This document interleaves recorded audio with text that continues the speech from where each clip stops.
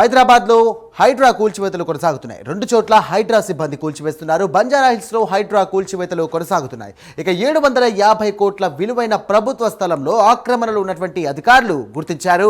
Basavatarakam cancer ఆసుపత్రి సమీపంలోని 5 ఎకరాల భూమి స్థలంలో ఆక్రమణలకు ఇక హైడ్రా అధికారులు తొలగిస్తున్నారు. పెద్ద అంబర్పేట్ మున్సిపాలిటీ పరిధిలోని తట్టి అన్నారం లక్ష్మీ గణపతి కాలనీలోని ఇక కూల్చివేతలు కొనసాగుతున్నాయి. 700 గజాల స్థలంలో ఆక్రమణను తొలగిస్తున్నారు హైడ్రా అధికారులు.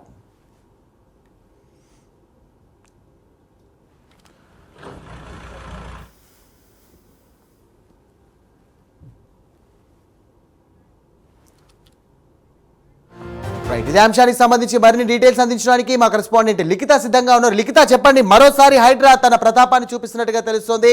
ఆక్రమణలు ఉన్న చోట తన పంథాను నిలబెట్టుకొని ముందుకు సాగుతున్నటువంటి పరిస్థితి చూస్తున్నాం. ప్రస్తుతం అక్కడ పరిస్థితులు ఎలా ఉన్నాయి, స్థానికులు ఏమంటున్నారు, హైడ్రా అధికారులు ఏమంటున్నారు?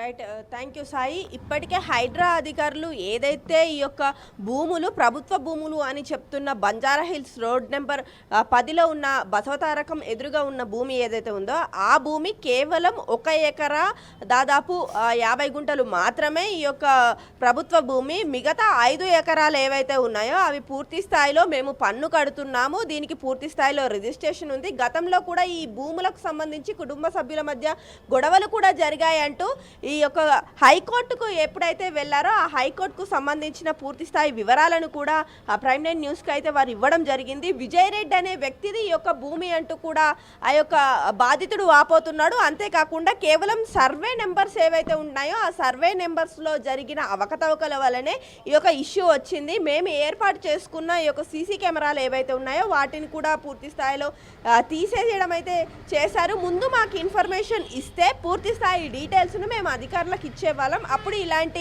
ఇబ్బంది అనేది ఎదుర్కొనే అవసరం అసలు ఉండేదే కాదు. కానీ అధికారులు పూర్తి స్థాయిలో వివరాలు తెలుసుకోకుండా సర్వే నెంబర్లను చెక్ చేయకుండా యోగ కూల్చివేతలకు పాల్పడుతున్నారు.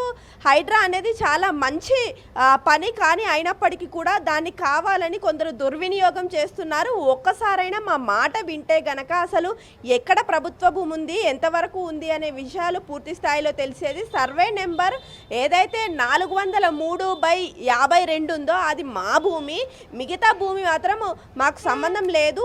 అది మున్సిపాలిటీకి సంబంధించిన భూమి. అంతేకాకుండా ఈ యొక్క వాటర్ వర్క్స్ బోర్డ్స్కు సంబంధించి ఏవైతే ఇప్పటివరకు కడుతున్న పన్నులు ఉన్నాయో అవి కూడా ఉన్నాయి మా దగ్గర.